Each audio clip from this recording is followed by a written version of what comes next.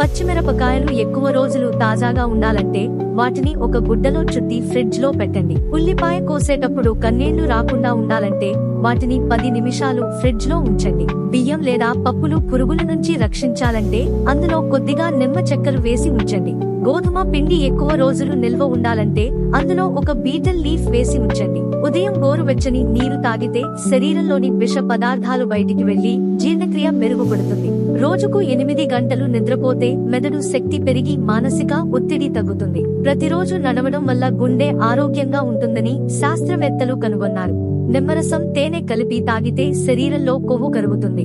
జీలకర్ర నీరు తాగితే అజీర్ణ సమస్యలు తగ్గిపోతాయి. బాణలిలో నూనె లేకుండా వేయించాలంటే చిన్న స్పూన్ ఉప్పు వేసి తర్వాత నూనె వేసుకోవాలి. మీ ఆరోగ్యం బాగుండాలనుకుంటే మా ఛానల్ ని లైక్ చేసి సబ్స్క్రైబ్ చేసుకోండి.